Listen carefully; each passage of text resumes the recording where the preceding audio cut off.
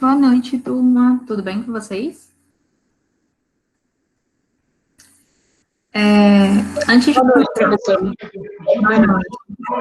antes de começar o nosso conteúdo de hoje, eu pretendo ser bem rápida, porque hoje é sobre políticas, né? Então, eu vou dar alguns enfoques mais para a parte da saúde, porque as políticas públicas que tem voltada para o público idoso, ele atende vários critérios, né? Em questão de educação, de transporte, da parte de direitos, realmente, né, a questão de lei específica, questão judiciária, na verdade. Então, todas essas legislações que eu vou apresentar para vocês, eu vou focar mais para a parte da saúde, no que diz respeito à área da saúde. E antes de começar, eu queria passar um aviso para vocês. Hoje à tarde, em reunião com a coordenação do curso de nutrição e os demais professores, a gente decidiu que aqueles 3 pontos que faltam para completar a um de vocês vão ser creditados a partir dos trabalhos que vocês realizaram lá pelo Classroom, agora durante o isolamento. Tá? Então, quem tirou 7 na atividade avaliativa, os outros 3 pontos, que era aquela prova prática, né? Se a gente tivesse presencial, vocês teriam essa atividade prática, vão ser contabilizados pelos trabalhos. E aí eu queria pedir para quem não fez ou faltou algum trabalho, mapa mental ou atividade, qualquer um daqueles exercícios que estejam na plataforma, que façam. O prazo é até segunda-feira à tarde. Então, vou fechar às 5 horas da tarde com vocês. Façam todos, peço que divulguem no e-mail no grupo da sala. Eu vou mandar via e-mail e vou postar no Classroom também. E aí, assim, quem já tiver feito as atividades, tá tranquilo, né? Eu só vou adicionar. A partir de terça-feira, a gente finaliza lá no portal as notas de vocês total, né? A atividade avaliativa que vocês fizeram, que eu acredito que aqui todo mundo já viu a sua respectiva nota. E os 3 pontos seriam contabilizados por essas atividades. Se eu não me engano, a gente tem 4 atividades lá no Classroom, são os exercícios, o mapa, enfim, né, algumas interações que eu fiz com vocês. Então, todo mundo ciente? Tem alguma dúvida em relação a isso? Enfim. Não, professora, tudo ok. Tá? Então, assim, eu vou mandar lá e aí vocês só confiram se vocês fizeram todas as atividades, se está todo mundo com todas as respostas. E aí, isso é até uma maneira boa tanto para que vocês não fiquem atrasados em relação às atividades, né, e já tenham essa primeira nota consolidada. A questão das outras atividades de trabalho que compõem a A2 e a A3, a gente vai vendo à medida que o nosso conteúdo for passando também. E aí, falando isso, eu queria também já passar uma atividade para vocês, que vai ficar como a nossa APS. Eu ainda não vou marcar a data de entrega dessa atividade, mas eu já havia falado com vocês sobre ela lá na sala de aula ainda, que era a complementação do portfólio de vocês, né? Foi me passado que eu vi o portfólio de algumas pessoas, acho que foi na disciplina da professora Irla, que vocês fizeram dos ciclos, né, dos ciclos da vida, e eu identifiquei que os portfólios, eles não têm um espaço voltado só para o idoso, até porque muito do material que a gente encontra na internet tá adulto e idoso tudo junto, né? Então as recomendações às vezes acabam ficando muito parecidas, só que a gente vê que tem alguns diferenciais. Então o IMC eu não posso usar o mesmo. Algumas fórmulas elas são diferenciadas para os idosos. Então, uma das atividades que eu quero propor para vocês é que vocês façam essa complementação e podem usar como material de apoio o que eu já forneci para vocês, né? Tem as fórmulas, tem quais são as alterações que acontecem ali com o idoso. Então, vocês podem fazer um desenho muito parecido com aqueles que a gente fez dentro de sala de aula da atividade, só que agora um A4, né, para colocar dentro do portfólio. Colocar quais são as alterações que acontecem, façam observações pessoais em relação ao que vocês aprenderam, quais são as dificuldades em relação à disciplina. Enfim, é uma coisa muito para anexar o conhecimento que vocês estão tendo da disciplina até aqui, complementando, na verdade, e também para colocar essa reflexão acadêmica de vocês no portfólio. E aí, assim, como é que vocês vão fazer? Como a recomendação é que a gente não tenha... Professora, desculpa interferir. Tem pessoas querendo entrar na aula, participar. Tô aceitando aqui, tá? Apareceu, acho que a Nanda foi a última que entrou aqui agora. Pode pedir para encaminhar que eu aceito aqui, tô aceitando, tá? Então, a questão do portfólio, vocês podem fazer que nem a gente fez no mapa mental. Se quiser fazer o desenho, alguma escrita manual, vocês fazem, já coloca no portfólio e me manda a foto das páginas que vocês construírem. A partir daí, eu vou avaliando, que daí não vai precisar que vocês se dirijam lá até a Unimeta para entregar esse material, né, para eu poder fazer a correção. Então, vocês confeccionam, fazem um registro dessa folha, e aí vocês podem fazer colagens, vocês podem fazer desenho, formato de esquema, organizar numa Word as fórmulas que vocês têm dos idosos, de avaliação nutricional, coloquem aquela de medição, predição de estatura, de peso, quando o paciente está acamado, quando ele não está, enfim. Então, é importante que a gente coloque essas observações para que fique bem detalhado realmente a parte do idoso, que é o que eu senti falta no portfólio. Então, assim, vocês vão olhar as informações que tem e já separar. Seria uma nova faixa etária.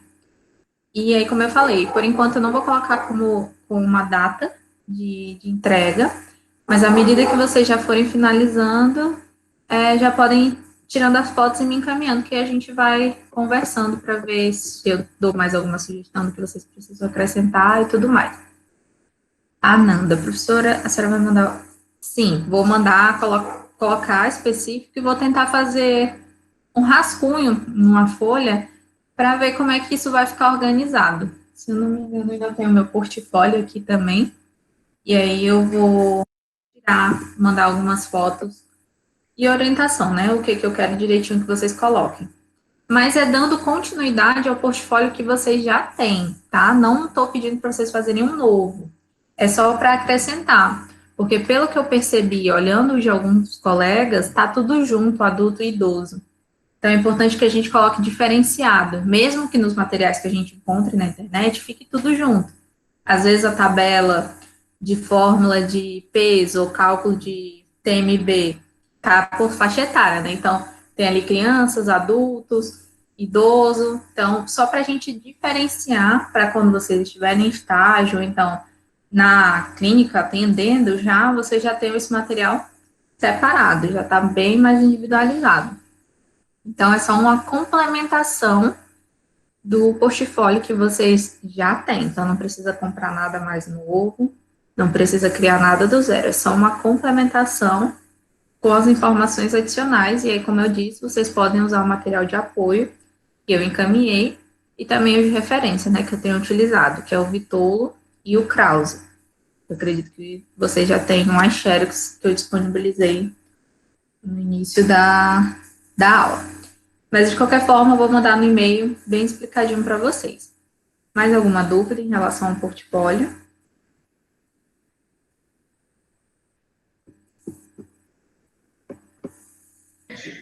Então, a senhora quer que me envie por parte, ou se você quiser mandar tudo pronto no final, pode? Pode sim. E aí, o que eu vou querer é só a foto, que nem vocês fizeram um mapa, né? Fizeram um mapa manuscrito e tiraram a foto para me enviar. É só isso, porque aí eu vou avaliar a partir daí, tá bom? Se tiver alguma questão de correção, eu vou indicar no local da foto ou alguma coisa para que vocês façam essa correção no material de vocês. Ainda não tem data de entrega, Ana, porque porque ela vai ficar como uma APS, né, uma atividade prática, e eu espero que até lá a gente já tenha retornado à nossa aula presencial. Então, por isso que eu ainda não vou colocar a data de entrega. Mas já vão fazendo a coleta, as informações, para ir construindo nesse meio tempo, tá certo? E aí, vou avisar para quem entrou depois, a um de vocês vai ser os 7 pontos da atividade avaliativa, que eu já devolvi a nota para vocês, e os 3 pontos que geralmente vocês fazem de prova prática, eu vou contabilizar os trabalhos que vocês fizeram lá pelo Classroom. Então, finalizando a aula, deem uma olhada se falta alguma das atividades, os exercícios para fazer. Todos os exercícios que estão lá têm que ser resolvidos, tá? Que aí eu vou contabilizar por ali. Isso foi uma decisão tomada hoje em reunião com todos os professores do curso. Então, vai ficar padronizado e vocês serão avaliados por esses exercícios que foram realizados durante a quarentena. Aqueles que a gente fez antes estão sendo contabilizados para 2 de vocês da maneira tradicional. Essa aqui é só para complementar e que para a gente já finalizar essa A1 de vocês. Então, vocês já ficam despreocupados em relação a A1. Tá certo? Bom, então, para a gente dar continuidade, como eu falei, hoje a gente vai ver um pouco sobre políticas voltadas ao público idoso. Então, essas políticas é importante, sim, que a gente conheça, da mesma forma que é importante a gente entender como é que o SUS funciona, como é que as políticas de inserção do nutricionista, atuação, porque tudo que a gente faz numa atuação, ela está inserida dentro de uma política. E eu acho interessante a discussão que a gente vai fazer hoje, porque vai até proporcionar um espaço para a gente tirar dúvidas. Né? Então, às vezes eu tenho um idoso dentro de casa, não sei realmente quais são os direitos ou os deveres que eles têm. Então, a gente vai perceber que muita coisa é assegurada por lei. O Brasil, inclusive, é um país de referência em relação às políticas públicas voltadas para o público idoso. E isso ajuda muito, porque um dia a gente também vai ser idoso, né? Então, é importante a gente saber que, por lei, nós temos algumas garantias e alguns tipos de amparo já previstos na legislação vigente. Tem algumas atualizações, é claro, mas o fato de já existirem já é uma conquista para a saúde pública. E como eu disse, a lei, né, a maior parte são leis que a gente vai tratar, elas abordam vários pontos em relação à questão idosa. Eu vou me atentar aqui apenas à questão da saúde, né, que é o nosso estudo, o nosso foco. Lá no Classroom eu vou disponibilizar todas as leis integral e também o material que eu estou disponibilizando aqui pela apresentação. Se vocês tiverem alguma dúvida, algum questionamento, podem ficar à vontade para questionar ou então fazer algum comentário. Só começar a projetar.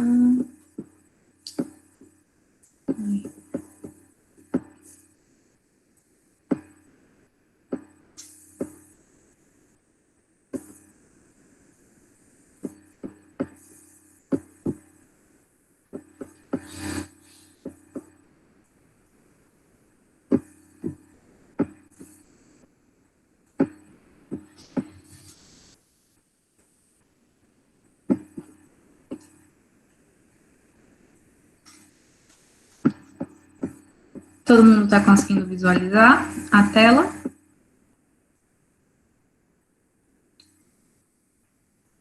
Sim, professora. Ok. Então, como eu falei, hoje a gente vai dar continuidade ao assunto, e aí, como semana passada nós tratamos sobre as doenças crônicas, algumas dessas políticas que eu vou apresentar para vocês hoje, elas já prevêem tentar minimizar os efeitos que as doenças crônicas causam para o indivíduo.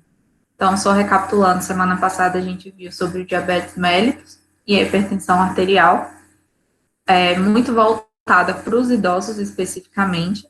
Então, vamos entender que essas doenças, por elas serem crônicas, ou seja, vai acompanhar um indivíduo até o momento do seu óbito, da sua morte, elas vão ser extremamente caras para o sistema público de saúde. Então, a gente pensa que nas unidades, aos UBS, o posto de saúde, existem medicamentos que são dados gratuitamente para controle dessas doenças crônicas. Isso é caro para o sistema, porque são os idosos, então já tem uma discussão, porque o idoso ele vai apresentar uma longevidade maior, né, que é o que a gente está vendo agora. Até então, os idosos eles morriam mais cedo. Hoje a gente já tem uma característica contrária, a nossa população ela está envelhecendo, chegando ali à sua meta de 85, em alguns casos até 90 anos. Então, o tempo que esse idoso fica com essa doença, enquanto está vivo, é, de certa forma, encarado como alto custo para o sistema de saúde. Então, algumas políticas elas foram construídas justamente para tentar minimizar esses impactos, ou então promover e incentivar que os idosos pratiquem atividade física, tenham uma boa alimentação, recebam os seus medicamentos de maneira gratuita e assim por diante. Então, eu começo com essa frase que eu achei bem interessante. Não se fica velho aos 60 anos, né, que é o que é indicado o período que você é considerado idoso aqui no Brasil. O envelhecimento ele é um processo natural que ocorre ao longo de toda a experiência de vida do ser humano, por meio de escolhas e de circunstâncias, que é o que eu sempre comento, né? Chegar na fase idosa é um acúmulo de atitudes, características e escolhas que a gente teve desde o momento que nasceu.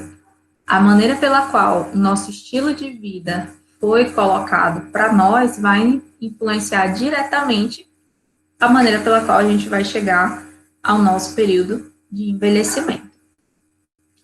O preconceito contra a velhice e a negação da sociedade quanto a esse fenômeno colaboram para a dificuldade de se pensar políticas específicas para esse grupo. Isso acontece muito, tanto entre os profissionais de saúde, quanto até mesmo como a própria população. A gente percebe, e aí muito agora nessa questão do isolamento social também, que o público idoso, ele é muito grande. Então, se você vai no supermercado, você vê muitos idosos. Se você vai na fila do banco, a faixa ali, a característica prioritária de atendimento é bem grande, quando comparado às pessoas mais jovens que estão no mesmo estabelecimento. Tem que aceitar que o público idoso, ele está crescendo, né? Ele está se expandindo, e ele faz parte da nossa realidade, do nosso cotidiano. Então, a gente precisa pensar políticas, e quando a gente fala em pensar política, não são só os políticos. Nós, enquanto profissionais de saúde, a gente também tem esse dever de pensar em ações, em atividades, planejar e executar ações que vão facilitar a melhoria de vida desse idoso. Afinal de contas, nós somos profissionais de saúde, então a gente precisa zelar pela saúde de qualquer público que a gente atende, prioritariamente os idosos.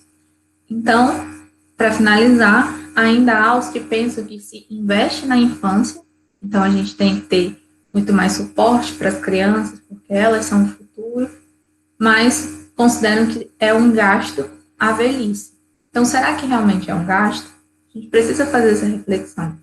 Esses indivíduos, eles contribuíram econômica, socialmente para a nossa sociedade. Eles são parte do nosso futuro, afinal de contas, todo mundo espera, né, vai chegar na fase idosa, então a gente precisa entender que eles são um público que precisa de atendimento. Não é chegar na fase adulta e falar, ok, a minha responsabilidade quanto à saúde acaba aqui com vocês, e desamparar os idosos. Por muito tempo no Brasil e ao redor do mundo, quando a gente chegava na fase idosa, esses idosos eram totalmente recluídos, excluídos da sociedade.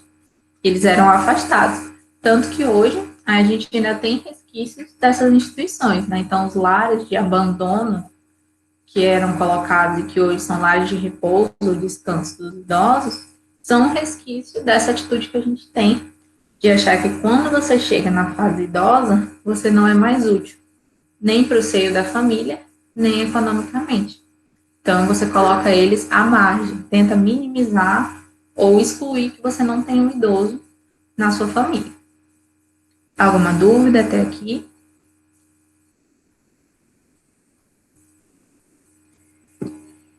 E aí eu começo com a primeira política que existe, que ela é um pouquinho mais velha, né, comparado a todas as outras que eu vou apresentar. Vão ser 4, tá? Então, a primeira é a Política Nacional do Idoso. Então, a gente vai ver que ela já traz uma grande conquista, porque ela começa a refletir o idoso como um indivíduo ainda socialmente ativo e que precisa que tenham cuidados característicos para esse público-alvo. Então, qual que é a lei? É a Lei 8.842, de 1994. Então, como eu falei, pode parecer chato para a gente estudar sobre isso, só que questão de legislação são as perguntas favoritas de concurso público, de qualquer cargo que a gente tente engajar de maneira pública. Porque você tem que conhecer a política para saber por que que hoje, quando você vai no supermercado, tem as vagas destinadas para idoso. Por que quando você está dentro do ônibus, tem a vaga reservada para o idoso. Não é que simplesmente surgiu, ou então foi uma cortesia da boa humanidade das pessoas. Isso é assegurado por lei. E por isso, os idosos têm os seus direitos que devem ser respeitados também. Eles são pessoas ativas e socialmente da mesma maneira que todas as outras faixas etárias. Então, o que que essa política diz em relação à área da saúde? Qual que era a proposta dela? É a primeira lei oficial, depois da Constituição, né, que se fala do direito de atendimento a todos os públicos, mas essa, quando é voltada para a saúde, o primeiro ponto, que é o mais importante, garantir ao idoso a assistência à saúde dos diversos níveis de atendimento do Sistema Único de Saúde. O que isso quer dizer? Que o idoso ele pode ter e deve ter acesso desde lá da unidade básica, onde ele vai para receber vacina, onde ele recebe as orientações, até a de alta complexidade, realizar procedimentos cirúrgicos, fazer um acompanhamento permanente dessas doenças que ele pode desenvolver ao longo da sua vida e garantir a sua permanência de saúde, porque, como eu disse, antigamente era muito comum que alguns serviços fossem faltando quando chegava na faixa etária do idoso. As pessoas se preocupavam muito com a criança, então coloca a vacinação para a criança, adiciona uma renda para essa família, para ela tentar custear a criança, garante que ela tenha o direito de ir para a escola, mas quando se pensava nos idosos, não tinha-se a mesma preocupação. Então, esse primeiro ponto, ele é muito fundamental para refletir tudo o que vai acontecer do idoso até os dias atuais. O segundo ponto, ela também vai prevenir, promover, proteger e recuperar a saúde do idoso mediante programas e medidas profiláticas. Então, por exemplo, vocês já viram, acredito que no bairro de vocês deve ter, aquelas academias populares de saúde? Geralmente, são alguns aparelhos que são montados pela prefeitura, são colocadas nas praças públicas, né, para ter um acesso bem maior, e que, quando a gente hoje caminha por Rio Branco, vem em vários locais. O intuito daquelas academias é justamente atender o público idoso, bem como aquele público que tem uma renda econômica um pouco menor, ou seja, você não tem, é um público que não pode pagar uma academia, né, uma Smart, uma Bluefit, enfim. Dessa maneira, você garante que a população, em geral, e aí a gente vê lá naquelas academias, a maior parte são os idosos, né, fazendo atividades, inclusive tem profissionais de educação física que fazem orientação ali para os idosos, por isso que não tem tanto peso, ele não tem tanta dificuldade na execução, porque é mais uma atividade para que o idoso vá lá, faça a sua atividade e se sinta ali, completei a minha atividade do dia, ou seja, o meu dia está pago, né? Então, justamente nesse intuito de promover uma atividade física para que ele saia de casa, ele tenha uma interação social com as famílias e as outras pessoas que estão ali também, né? Um outro ponto, ela também adota e aplica normas de funcionamento às instituições geriátricas, ou seja, aquelas instituições que têm o dever de atender o público idoso. Como a gente falou, a geriatria, ela é uma característica da medicina, que é voltada justamente para o estudo das pessoas idosas.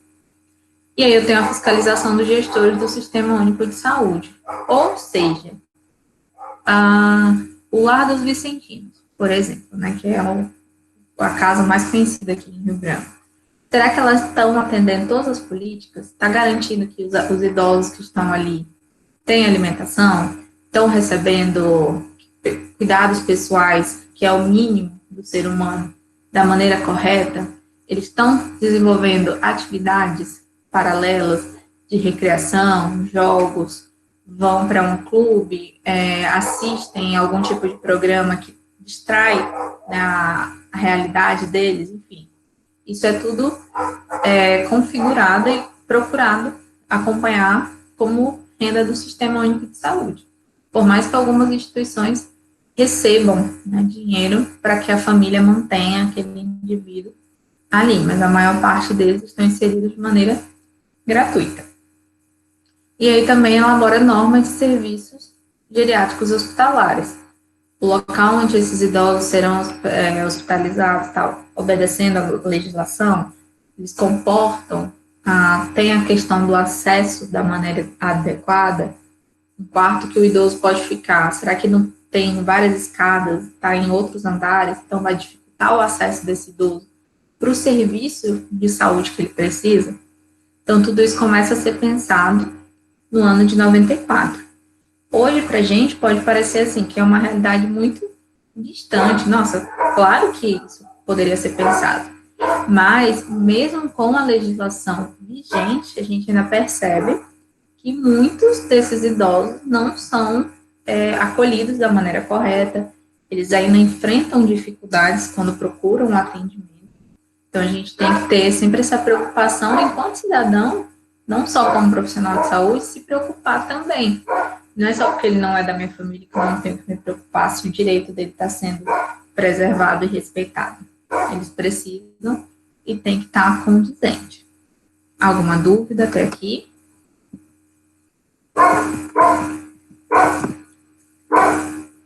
Além disso, vai desenvolver cooperação, né, entre as secretarias, Estado, município, a União, que é a nível federal, para que você tenha o treinamento dos profissionais, para que as estruturas tenham um bom desempenho, que as unidades recebam todos os suprimentos que precisa para atender o público, que não falte nada para eles. Eles incluem também, através dessa política, a geriatria como uma especialidade clínica, ou seja, então eu não tinha médicos ou eu não tinha profissionais que se preocupavam apenas com a questão do envelhecimento.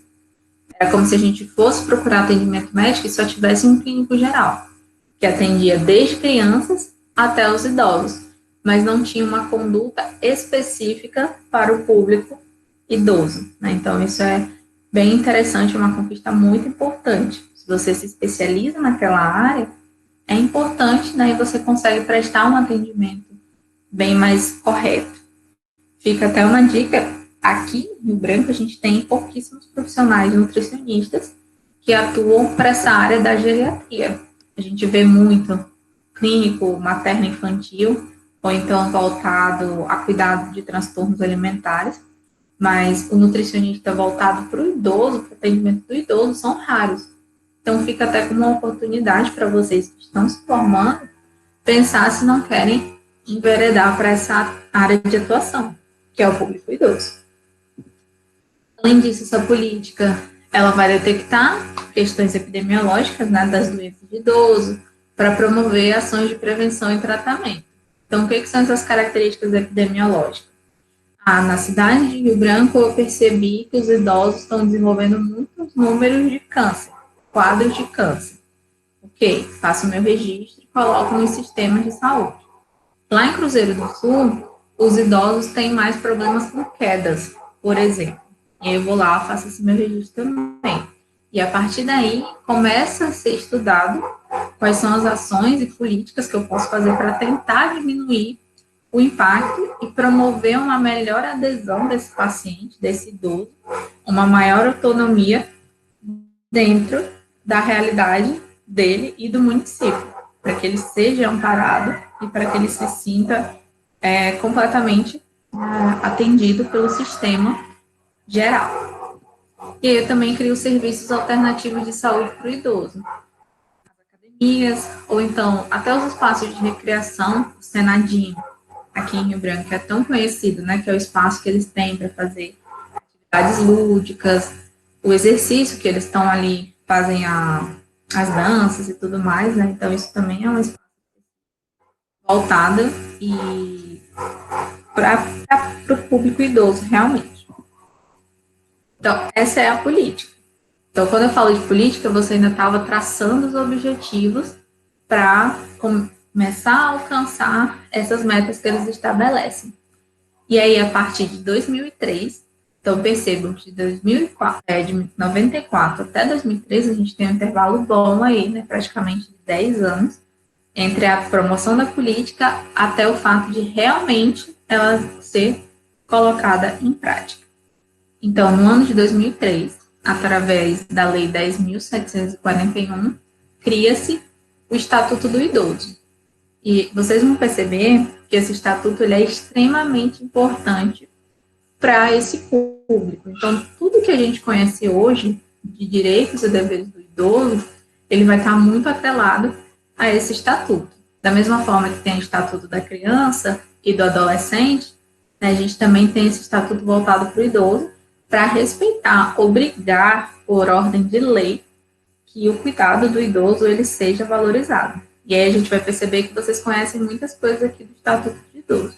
Então, antes de a gente começar, eu queria saber o que vocês acham que é direito do idoso e que está aqui consolidado dentro do Estatuto do Idoso. Pode falar aqui no chat ou no microfone. Quais são os direitos que vocês acham que está assegurado por esse estatuto? Direito à saúde. Deixa eu ver.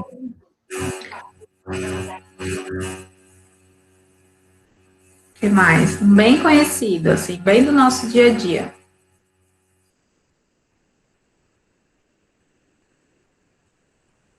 Ninguém arrisca? Até falei no início.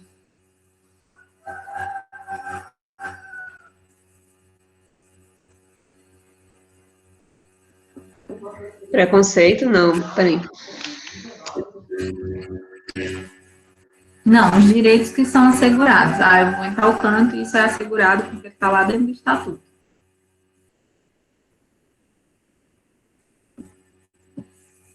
E aí, Amanda, Ana, Ananda, Fiamma, Eduardo, Larissa, Sérgio, Rayane. O que vocês acham? Ninguém tem 12. Revise de novo. É para ficar agora na memória em relação ao estatuto. Ele é o mais importante realmente. Então, ele vai ser, como até o que você falou, vai um pouco de encontro, Tayane, em relação, ele abrange direito à vida, liberdade, respeito, dignidade, alimentação, que é o nosso ponto-chave, saúde e a convivência familiar e comunitária, ou seja, a realidade do idoso ela é tão diferenciada que você precisou colocar em lei para que a família compreenda a importância desse idoso ser assistido até o último momento. Então, por exemplo, o primeiro ponto é ele receber atenção integral dentro do sistema de saúde. O que é essa atenção? As campanhas de vacinação que sempre começam com os idosos. Então, isso é garantido por lei, por conta do estatuto. Então, as primeiras vacinas sempre vão ser voltadas para o público idoso. A vacina não acaba só quando você se torna adolescente, né? Que a nossa carteira vacinal vai basicamente até a adolescência. Então, no idoso, ele é prioridade. O que é mais prioridade? Eu desenvolver hipertensão e eu ter, agora diminuiu, né? Quase acabou, aquelas farmácias populares, onde eu ia gratuitamente receber o medicamento. Porque lá na Constituição é assegurado que o Estado, ou seja, o poder, a política, precisa garantir a saúde dos seus cidadãos. Então, a maneira que eu vou fazer isso é fornecer remédios de maneira gratuita. gratuita entre aspas, né? Que aquilo ali é a fonte dos impostos que são pagos pelos trabalhadores e são convertidos em medicamentos para atenção básica. São as doenças crônicas, principalmente, diabetes, hipertensão.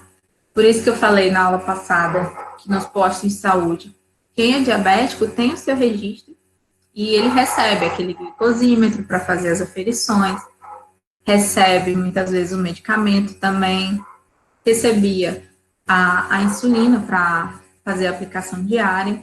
Então, acontece uma preocupação. Não é só você, ok, o paciente desenvolveu uma doença, eu não tenho mais como arcar com isso. Não, é obrigação do Estado fazer com que esse suporte seja dado para o idoso através dessas ações que podem parecer pequenas, mas que têm um alto impacto. Então, imagina, se não tivesse campanha vacinal para idoso, os idosos não teriam uma vida muito longa, porque é justamente as vacinas que trouxeram essa permanência de vida para a gente aqui, né? Então, hoje a gente tem até que refletir, porque o que está acontecendo? Um movimento contrário à vacinação. Tem muitos pais que acham que não tem que dar vacina para criança, porque isso está deixando as crianças doentes, porque eu conheço um caso de uma vacina que deu efeito colateral na criança, enfim.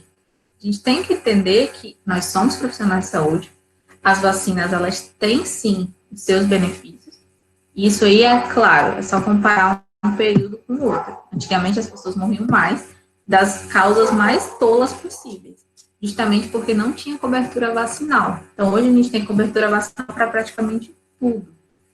Então, o incentivo à vacinação ela tem que ser continuado, porque senão essas doenças que a gente já está vendo voltando, como sarampo principalmente, que antes eu ouvia na época dos meus avós, uma coisa que era comum e que para mim não era, que inclusive eu nunca tive, está voltando hoje para as crianças dos dias atuais. Então, a gente tem que ter esse cuidado.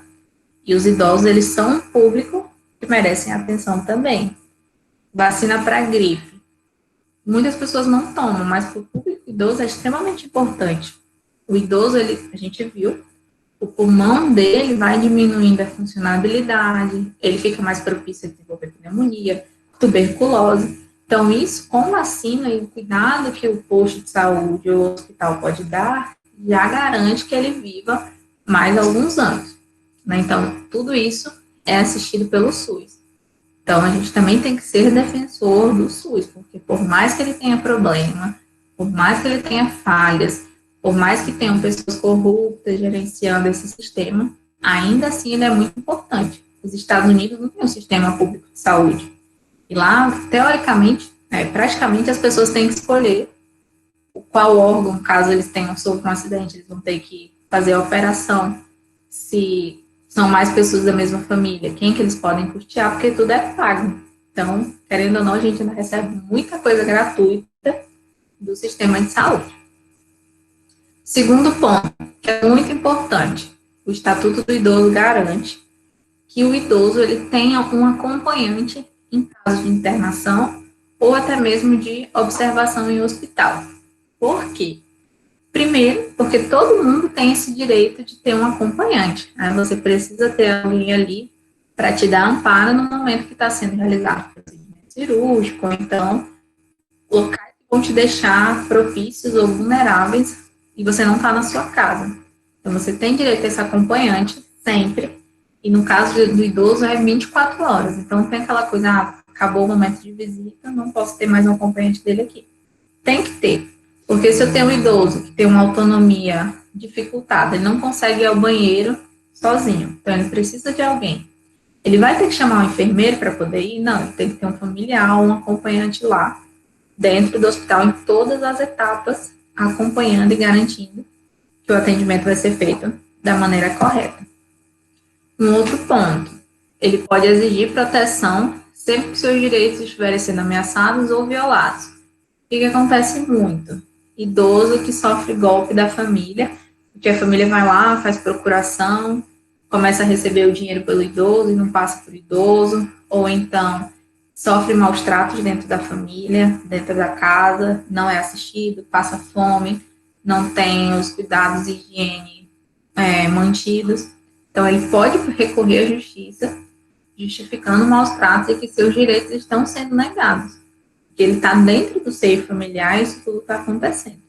Então, acontece muito isso. Um outro ponto, que poucas pessoas que são idosas fazem benefício, mas que a maior parte dos estudantes fazem, que é o desconto nos ingressos para evento artístico, cultural, de lazer, justamente para estimular que esse público esteja nessas ações de distração, de ação recreativa realmente, que ele participe, que ele se envolva, que ele se distraia, que ele tenha essa autonomia de ir lá e participar de um show, de um jogo, enfim. Então, eles têm 50% de desconto nos ingressos. Uma outra coisa, que aí eu acho que essa é mais conhecida, né, que é a gratuidade do transporte coletivo. Então, o que acontece aqui em Rio Branco? Os idosos recebem aquele cartão, né, o cartão até numa cor mais diferenciada, e eles não pagam por esse transporte. Geralmente, esse cartão também dá direito a um acompanhante, justamente para que eles nunca fiquem sozinhos, mas a questão da autonomia garante que ele pode andar sozinho também. E dentro do espaço desses transportes públicos, ele tem a reserva dos 10% de assento. Então, eu tenho direito a 2, 3 cadeiras voltadas exclusivamente para o idoso, e apenas para o idoso. Tá? Então, se eu não sou idosa, por mais que não tenha um idoso ali dentro do ônibus, aquela vaga, aquela cadeira, aquele assento não compete a mim. É para um idoso. E ele tem que estar, é garantido que eles tenham aquele local para se sentar. Justamente pela questão da mobilidade também, né? Então, imagina, se a gente, às vezes, dentro do ônibus, o ônibus dá um travão e você pode cair, imagina um idoso. Que muitas vezes não tem essa estabilidade mais física para estar se segurando. Uma outra coisa ainda em relação ao transporte público é o desconto de 50%, ou seja, isso geralmente vai dar 2 vagas dentro do ônibus para o transporte interestadual. Então, por exemplo, eu quero ir daqui até Porto Velho de ônibus. É reservado um espaço dentro das vagas ali para que os idosos viajem gratuitamente. Então, eles vão lá, tiram um cartãozinho e podem ficar viajando. Isso estimula, principalmente que o idoso ele tem essa autonomia de sair para viajar, de conhecer os outros locais de maneira gratuita. Então, é um incentivo que é dado e favorecer essa autonomia e esse deslocamento por parte desse idoso. Um outro ponto que é muito conhecido, que é extremamente ignorado pelas pessoas, então vamos deixar isso bem claro aqui, que é a reserva de 5% das vagas do estacionamento público e privado para o idoso. Então, o que a gente tem que deixar bem claro, mais uma vez, novamente, enfim. Se você vê uma vaga de idoso, aquela vaga não é sua. Independente se o estacionamento está cheio, se você vai parar rapidinho, se você só vai descer uma pessoa, enfim. Se você não tem um idoso, ou você não é um idoso, você não para na vaga de idoso. Nem na vaga de idoso, nem na vaga de deficiente. Então, há um tempo atrás, saiu uma campanha do Detran que eu achei bem interessante, que essa vaga não é minha por nenhum minuto. Então, não é independente. A gente não pode estacionar em vagas que são reservadas para o público característico. E aí, como é que funcionam essas vagas? Não é só eu ter um idoso de 60 anos, vou colocar ele dentro do meu carro e falar assim, beleza, eu vou parar em qualquer canto que tenha a vaga reservada para idoso. O idoso, ele precisa ir lá fazer um cartão no Detran, se eu não me engano, e aí você recebe as informações, eles te dão uma espécie de cartão, né, um pouco maior. Geralmente a pessoa plastifica e deixa dentro do carro. Sempre tem que estar visível. Então, se você está andando no seu veículo, ele não pode estar no porta-luva ou ter deixado em casa, enfim. Ele só é válido se ele estiver exposto dentro do carro. E aí, geralmente, coloca ali na frente, né, no vidro. Porque se você não tiver com essa placa, mesmo que você tenha um idoso dentro do carro, você vai levar uma multa por desrespeitar esse espaço demarcado para o idoso. Tá? Então, não é só simplesmente sou idoso, vou começar a parar ali na vaga do idoso. Eu tenho que ter esse cartão, que é garantia para eu poder estacionar naquela respectiva vaga. Alguma dúvida até aqui?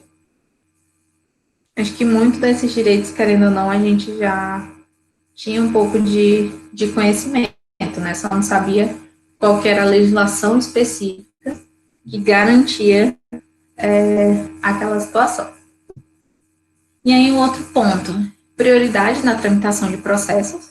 Então, por isso que, basicamente, em toda instituição pública ou qualquer atendimento que a gente vai fazer, vai ter uma fila de prioridade para idoso, e a mesma forma é o processo de tramitação desses documentos. Então, sempre o idoso ele vai ter prioridade em relação a qualquer público, dependente, se tiver gestantes também, ou pessoas com mobilidade reduzida.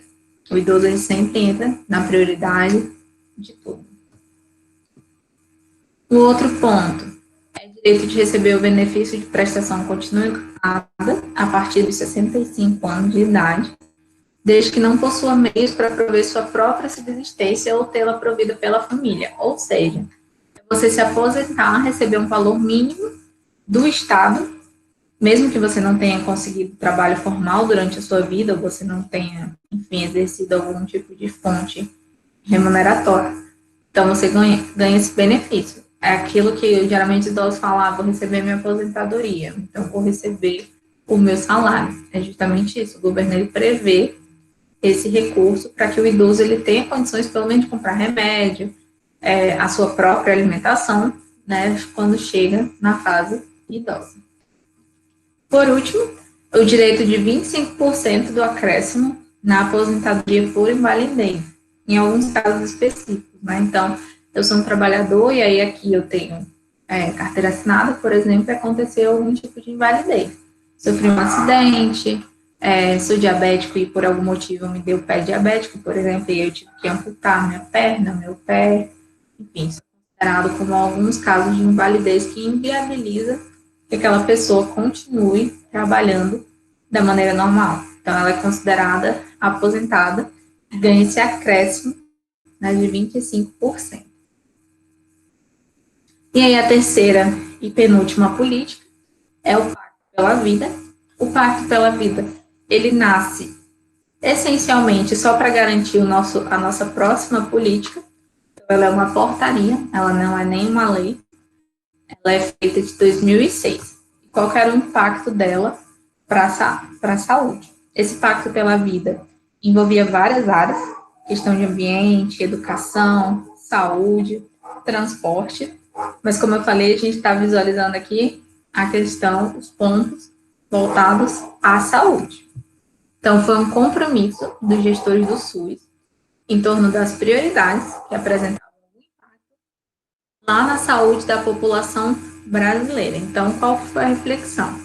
Vou transformar políticas, vou identificar quais são os pontos que os idosos e a população de maneira geral também têm de dificuldade e vamos fazer uma política em cima dessas dificuldades.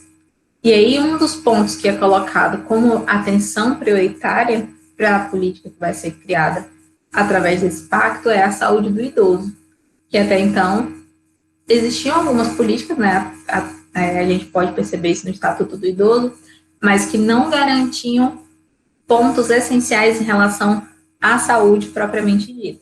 Eram mais questões civis, né, de cidadão em si, mas não se preocupava tanto com os benefícios ou então a inserção e o cuidado desse idoso dentro da saúde pública. Então, através disso, eles implantam a Política Nacional de Saúde da Pessoa Idosa.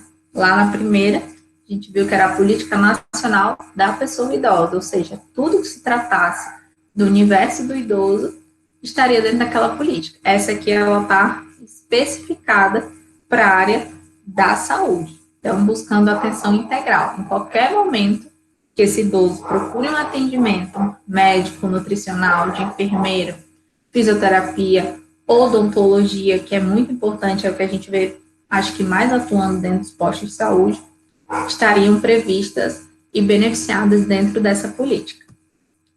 E então, para finalizar, a gente chega na Política Nacional de Saúde da Pessoa Idosa, que é o que está vigente até os dias atuais. Existem algumas complementações, mas, de maneira geral, essa política ela ainda é o documento macro que garante realmente a parte específica voltada à saúde. Então, aqui eu não vou ter questão de transporte, de ambiente, enfim, é mais as questões da saúde propriamente dita. E aí, da mesma forma, já que o pacto foi feito em 2006, em fevereiro, no mês de outubro, 19 de outubro de 2006, através de uma portaria, 2.528, cria-se e coloca para, né, funcionar essa Política Nacional de Saúde da Pessoa Idosa. E aí eu destaquei alguns pontos principais aqui. Essa política ela também é um pouco extensa, porque ela vai detalhar especificamente qual que é o atendimento em cada ponto, quem que é responsável, quais são os deveres que a instituição deve ter para com o idoso, enfim. Ela vai pontuar vários momentos importantes. O primeiro deles é desenvolver e valorizar o atendimento acolhedor e resolutivo à pessoa idosa, baseado em critérios de risco. Então, por exemplo, eu vou no banco, eu tenho que ter uma pessoa que vai atender esse idoso, tentando dar as mais informações possíveis lá no hospital. Da mesma forma, em qualquer espaço que esse idoso procure atendimento, ele tem que ter um atendimento prioritário e esclarecedor para ele, independente dele estar com um acompanhante ou não. O idoso ele não pode voltar para casa sem o atendimento ou sem saber direcionar o que ele deve procurar. Outra forma, ele também informa sobre os direitos, e aí, nesse caso, como ser acompanhado por pessoas de sua rede social ou profissionais que cuidam da sua saúde, né? Então, ele tem o direito de levar um acompanhante familiar, pode ter só o atendimento dos próprios profissionais de saúde, ele pode escolher uma outra pessoa para acompanhá-lo ou ter esse critério de ser responsável pelo atendimento de saúde dele, por exemplo. Essa política também valoriza e respeita a velhice, e aí, em que ponto isso é considerado importante? Porque até então, como eu falei, as políticas, elas se preocupavam muito com os públicos mais jovens. Quando chegava na fase idosa, eles achavam que não tinha mais o que fazer, não tinha mais adoção de práticas ou ações que fariam algum efeito. E aí a gente vê que hoje a nossa população é mais velha, mas por que ela é mais velha? Porque ela teve mais amparo para que as pessoas conseguissem chegar nessa faixa etária. Então, a gente pode mudar a pirâmide lá de novo, lá na frente, né? Quem sabe? Mas agora, a nossa principal característica é que a nossa população é muito mais velha. Isso é muito fácil de entender, como eu sempre falei. Os casais estão tendo menos filhos, as famílias, de maneira geral, não são tão grandes como eram na época dos nossos avós e bisavós, que tinham mínimo de 10 filhos, por exemplo. Então, isso vai transformando o perfil demográfico da população. A política também estimula a solidariedade para esse grupo de faixa etária, ou seja, as ações elas são bem mais pensadas, o desrespeito para com esse público é completamente repugnado, né? Então, não se aceita mais os maus tratos que a gente via antes e eram considerados normais pelas pessoas. Então, hoje existe uma preocupação muito, muito maior em relação a atenderem, perceber que esse idoso ele é importante para a sociedade, ele merece respeito da mesma maneira. Além de realizar ações de prevenção de acidentes no domicílio e vias públicas. Então, a questão de acesso das calçadas, ter uma estabilidade, um nível, em alguns, nos hospitais, por exemplo, nos banheiros, ter aquelas barras de acesso para que se tiver um idoso, um cadeirante, ele possa se segurar sem correr riscos de queda. Então, ter esse cuidado, promover espaços físicos para que esse idoso possa ter uma locomoção individual e autônoma, sem precisar ou andar numa cadeira de rodas, ou então ter um apoio ali de uma bengala ou de um suporte para ele poder se locomover pelos ambientes. Então, sempre tem esse espaço mais receptivo. Dentro dos hospitais, quando tem vários pisos, o atendimento ao idoso, ele sempre é ali mais embaixo, né, no térreo, ou então logo no primeiro andar, mas ele tem esse acesso, tem as rampas, as escadas são um pouco maiores para que não corra o risco dele tropeçar na escada e acontecer algum acidente com ele e que cause uma fratura ou então a morte desse idoso. Então, tudo isso tem que ser considerado. Também realiza as ações de combate à violência doméstica, muito comum ainda, infelizmente, os cuidadores, pela família, enfim, que não compreende o processo do envelhecimento e que muitas vezes maltrata esses idosos. Então, eles são garantidos se ocorrer alguma denúncia, ou então, no momento que a gente está fazendo um atendimento, percebe que esse idoso está com hematoma, está apresentando um sintoma de que ele possa estar sendo violentado dentro da família dele. Facilita a participação da pessoa em atividades voltadas para a terceira idade, né, que é o público idoso, e aí que são essas atividades que eu falei, as atividades recreativas, academia popular, os locais de dança, espaços sociais que eles podem fazer reuniões, até mesmo confraternizar e garantir a sua permanência naquele meio social.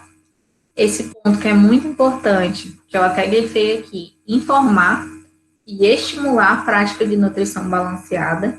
Então, por mais que a gente saiba que esse público é muito difícil de fazer uma transformação alimentar, porque eles já estão trazendo toda uma bagagem anterior ao momento ali que ele sentou na sua frente enquanto nutricionista, ele precisa ter uma orientação das escolhas que ele faz mais saudável.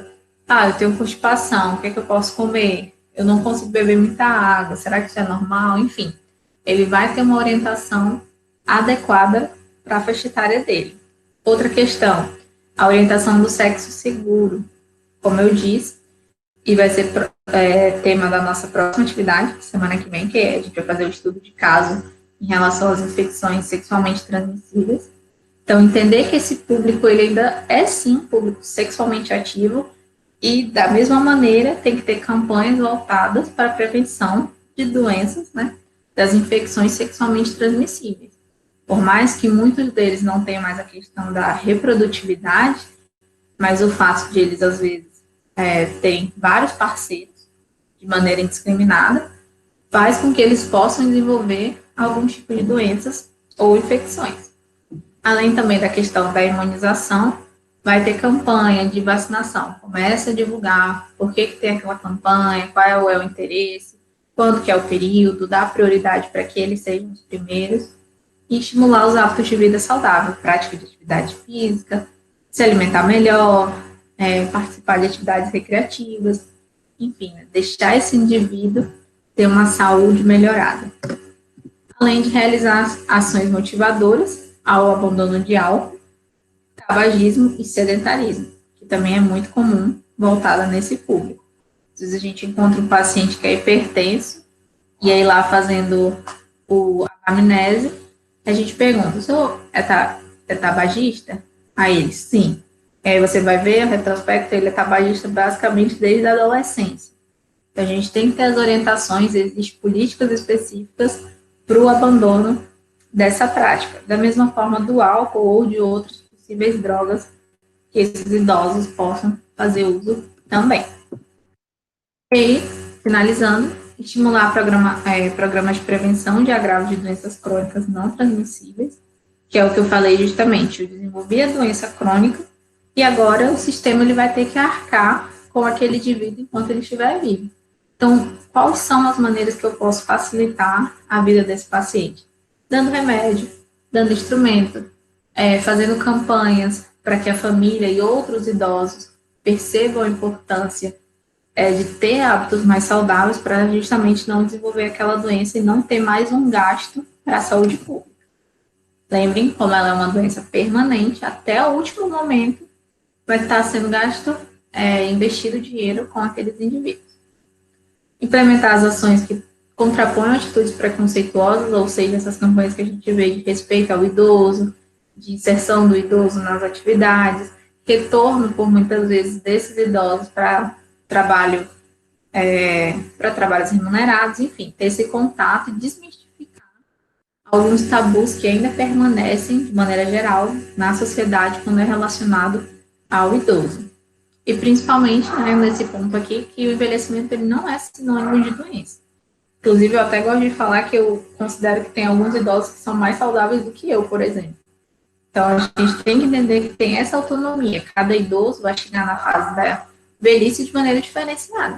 Alguns vão ser extremamente autônomos e outros, infelizmente, vão ter algumas dificuldades, vão estar um pouco mais doentes, mas ainda assim, eles têm que ter cuidados e merecem serem respeitados, porque eles têm os seus direitos também respeitados pela saúde pública. E aí, por último, implementar ações para reduzir essas hospitalizações, e aí justamente a partir do momento que eu faço esse controle da prevenção das doenças, insiro atividades práticas no dia a dia de maneira gratuita para esse público, isso faz com que eu vou reduzindo as minhas hospitalizações, ele está sendo atendido, então ele vai demorar para chegar no hospital, além de aumentar as habilidades de autocuidado desses usuários no SUS. Então, assim, alguma dúvida até aqui em relação à legislação, às políticas, enfim. Não, professora. E fazer uma reflexão, na verdade, de que muitas coisas, elas são importantes, elas não eram previstas em lei, e aí por isso que acontecia muita coisa ruim com os idosos, né? Hoje, mesmo tendo essas legislações, ainda acontecem algumas situações bem desagradáveis com os idosos. Então, a gente tem que ter esse cuidado e essa preocupação para que o idoso ele não sofra maus tratos de maneira nenhuma. Além desse material que eu vou disponibilizar, né, da aula, eu vou colocar lá no Classroom também a caderneta do idoso, que existe, né, que poucas pessoas acabam falando dessa caderneta, mas ela também existe, da mesma forma que tem a caderneta do adolescente, da criança, da gestante, tem a caderneta do idoso, onde é feito acompanhamento, estado nutricional, peso, estatura, como é que está a cobertura vacinal deles, quais são as dificuldades que eles enfrentam, enfim, tem vários pontos que são mencionados nessa caderneta, e que é interessante que vocês tenham a ciência, porque às vezes lá no momento da consulta, esse paciente vai trazer para você, né, alguma situação, e aí você pode fazer o registro daquela situação ali, naquele momento. Tá bom? Então, eu vou disponibilizar esse material, e aí já é um material, por exemplo, que vocês podem retirar as informações principais e colocar lá dentro do portfólio de vocês também, para complementar. Então, eu fico aqui, caso alguém tenha alguma dúvida, deixa eu só registrar quem está presente, Amanda. Deixa eu tirar uma foto aqui.